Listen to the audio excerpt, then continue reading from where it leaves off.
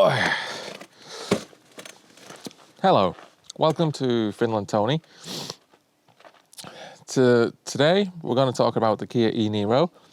My Kia e-niro, I've had it for a year and a half, almost exactly, and I've just hit 50,000 kilometers. So, as we're halfway to 100,000, I decided to do a little discussion video about it.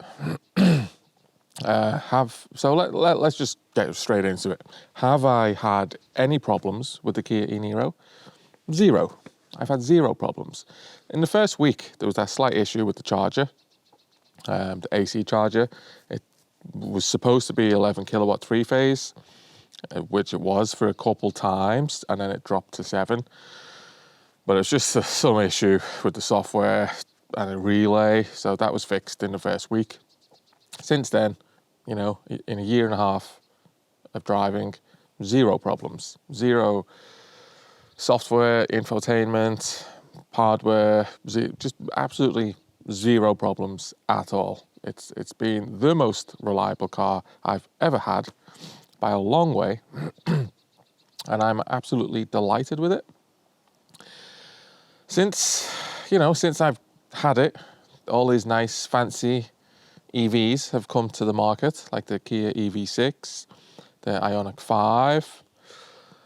There's been, it's been pretty busy in the EV market recently.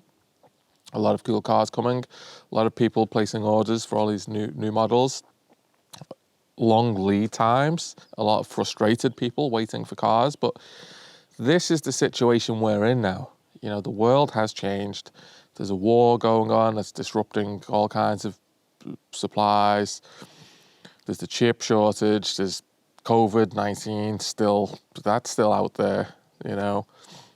So many issues going on in the world now. It's just, I don't think it's ever been this bad. Waiting for products, you know, if you put an order in for something, even just spare parts. Like it's not just cars. I'm in like tractor groups and everything. It's tractors, and they're also from South Korea. These tractors that I've got, Coyote. People are waiting so long just for a tractor, a very basic small tractor to come, let alone cars to have so much tech in them. It's a nightmare. It's a nightmare situation now. So, not primarily for that reason, but that is definitely a factor in my decision. I have decided just to keep this Kia e-niro for a long time.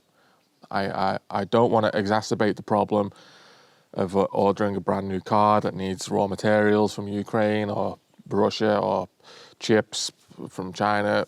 Like, it's only going to make the problem worse if everybody keeps chopping and changing their cars so often because these newer, faster charging models come to market. It's only exacerbating the problem. So I think now, you know, we have to be a bit more responsible and just stick with what you've got until all this craziness blows over, which flipping heck, I hope it does. It's within the next year. Just stick with what you got. Like if you've got an EV like the Kia e-niro, which is a fantastic EV, it's just brilliant. There's no need to change. You know, if you've still got a fossil car, yes, then order an EV. Or if financial implications force you into a corner that you need to change, yes, then change. But if you've got a perfectly functioning, great EV, which this Kia e-niro is, like, there's no real compelling reason to change. You only want to change because maybe you're bored with it, maybe you want a new color. Like, I would rarely like an EV that could tow. This isn't type approved in Europe for towing, so I can't tow trailers with this. That annoys me greatly, but not to the extent that I'm going to order a new car. Like, I can borrow a car that has a tow bar on when I need to tow. Bit of a hassle, but it's not the end of the world. So that's the only reason I would change this e-niro, because I would rarely like an EV with a tow bar. But like in the current world circumstances, it's just not a good idea. Like, even if I put an order in for the new e-niro that has the tow bar, that's type approved for towing, 750 kilos, I believe. Even if I put an order in for that today, if I went to the Kia dealership today, put an order in for the new e-niro, I don't think I'd get that for a year. I don't think I'd see it for a year. So I'm still going to be stuck like with no tow bar for a year. So kind of, it's just, I think it's been, the world has been so consumption obsessed. Like, I want that, I must have that.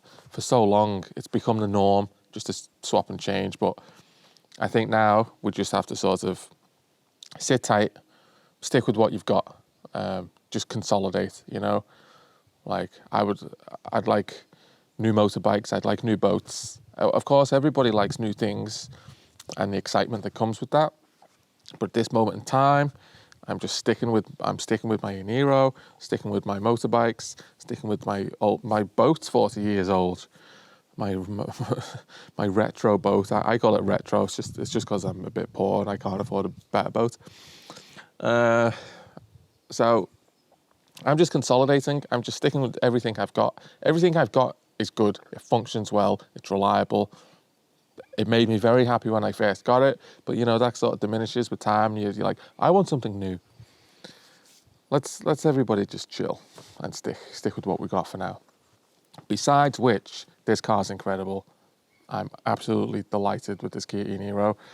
Zero problems, super reliable, super efficient. Still on the original tyres. I've done 50,000 kilometers. Still wearing the original tyres.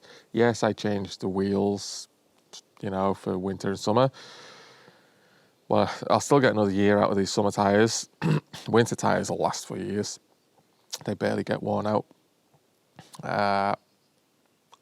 Super cheap to run. I got a sweet finance deal on this as well, so it's pretty low finance every month over 5 years. So with the fuel prices as crazy as they are now, it makes even more sense just to stick with this. You know, 600 a month finance. It's like I'd pay that in fuel if I say I because the resale value on EVs now is great. It's at an all-time high for used EVs.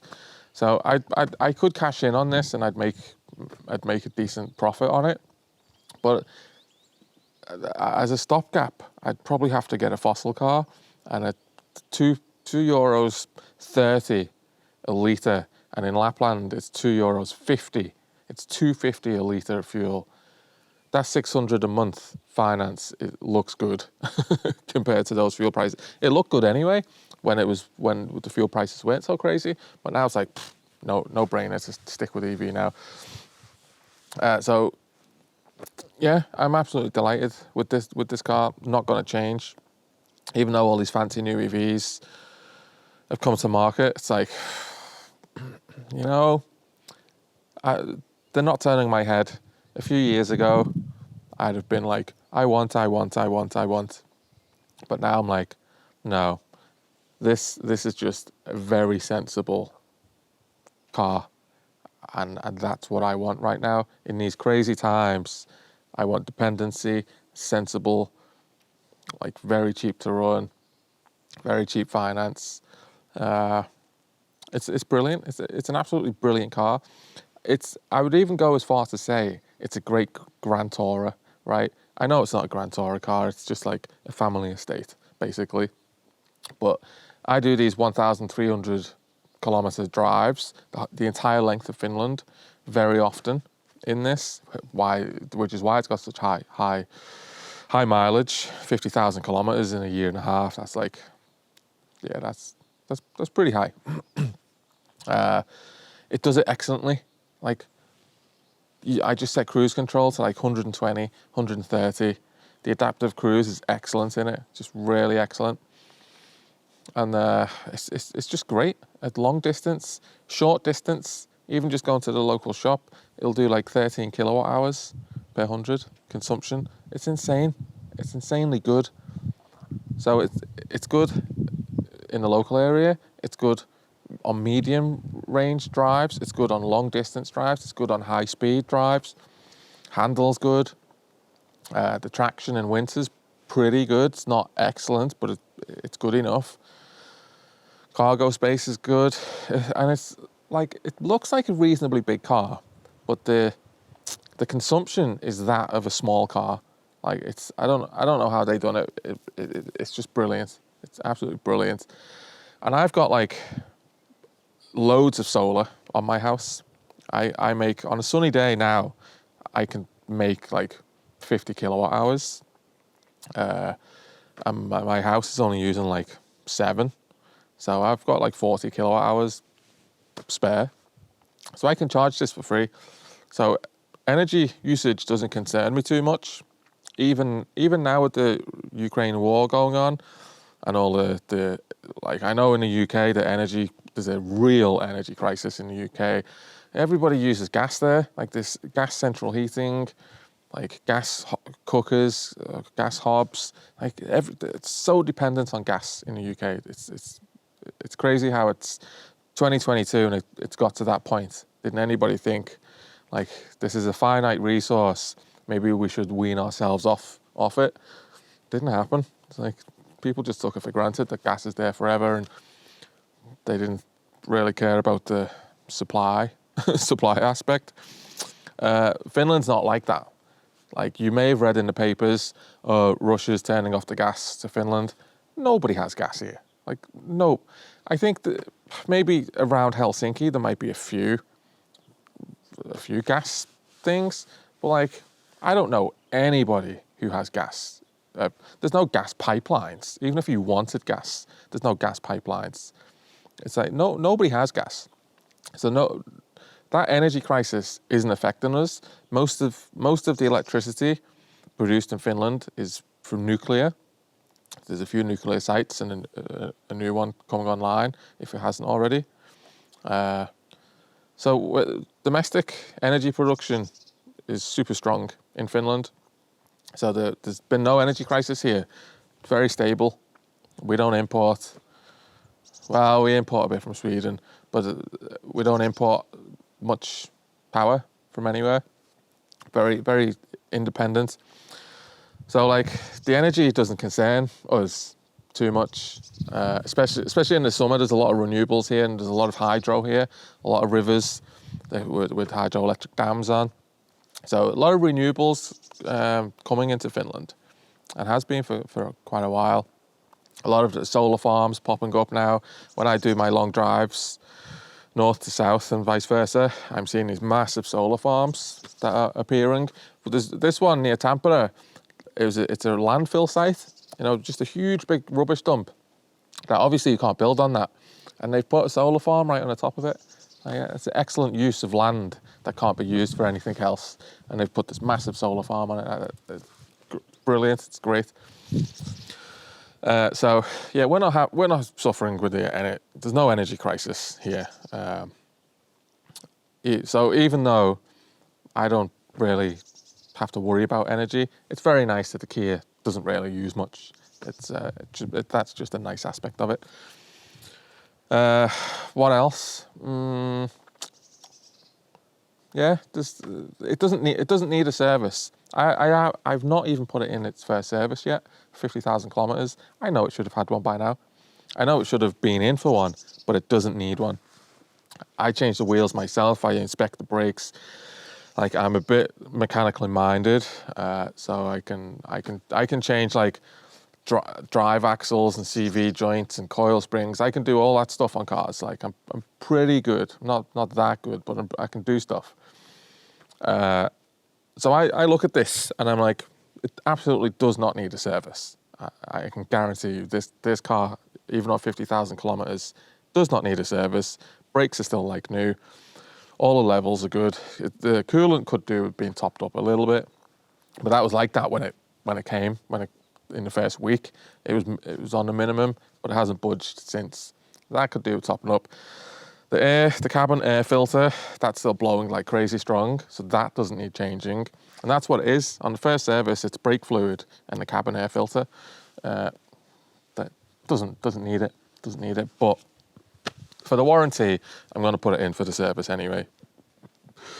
Yeah, so it's it's super, super, super reliable, super, super good. I'm delighted with it. Gonna stick with it. Maybe for another couple of years. It's just so good at what it does for so little cost. It would be stupid. It would be incredibly foolish to change it for something new. Like if the new e-niro, if I was going to change, it would possibly be the new e-niro. Nothing else. Nothing else is like this. This just does everything that I need. Would I like a sportier car? Yes. Would I like a faster car? Yes. Would I like a in blue, which is my favorite car color? Yes. Would I like 4-wheel drive? Yeah. But then there's all. I wouldn't like the hit in efficiency that 4-wheel drive would bring. Like, I'm just content. I'm content with this, and I'm just happy to keep it. Like, obviously, you do want newer and better and faster things, but you've just got to sort of rein it in a little bit now. In this current climate, you've just got to like, is what you have doing the job for you? If the answer is yes, don't change it. Just stick with it. Like, so that's really that sums up this video. 50,000 kilometers in, still awesome car. Am I going to change it? No. Does it need anything? No. Has there been any problems? No. What else? What else is there to add?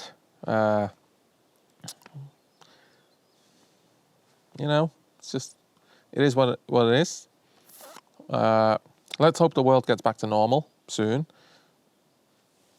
And I hope you're doing okay. Finland's doing good. The Russia-Ukraine war. There's a few Ukrainians coming to Finland. I've seen a few Ukrainian cars about as well. So people have just driven here to get away from the war. Not having an effect too much on food prices because Finland has massive agricultural industry. So much, like there's only 5.5 million people here, and the country's ginormous. So there's a lot of land, a lot of farming, a lot of agriculture. Domestic food production is crazy high. So I think like smaller countries that are landlocked, like Czech Republic and a lot of those kind of countries that rely on imports, I think they're gonna have hard times with the agriculture sort of problems that the Ukraine war has produced. But I think Finland will go through pretty unscathed. The whole NATO thing, Finland's joining NATO, I'm all for that. It's a good move. Seeing what Russia's doing in Ukraine now, as we have a 1,300 kilometer border with Russia, it's absolutely like stupid not to be in NATO. Like they could just, Finland would roll over much easier than Ukraine. Ukraine's massive. Ukraine's got 20 times more population. Like the Ukraine is so much bigger, more military, more everything than Finland. Finland would roll over. I'm not saying easy, but it wouldn't. Like times have changed from when Finland done great in the Winter War, in World War II. Times have changed now. Just the massive size of the Russian military, it would overrun Finland with artillery, with the air force, with everything, pretty easily. So joining NATO is fantastic. Finland and Sweden joining NATO, great decision. I don't think anybody is having a problem with that. Even now, every apartment building being built in Finland has a bomb shelter in it. Like this is what happens when your next door neighbor is Russia. So Finland has been preparing to living with a hostile neighbor for decades, for hundreds of years.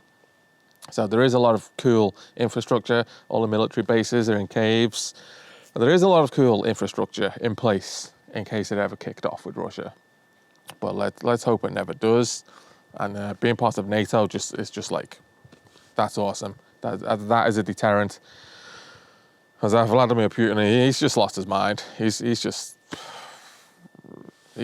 absolute lunatic. Who knows what crazy decisions he could make. He could come to Finland, like, I don't know. So it's good. The NATO thing is good. Anyway, this video is going off on a bit of a tangent. Hope you're all good. Everything's good here. Sorry that I've not made a video for like a year.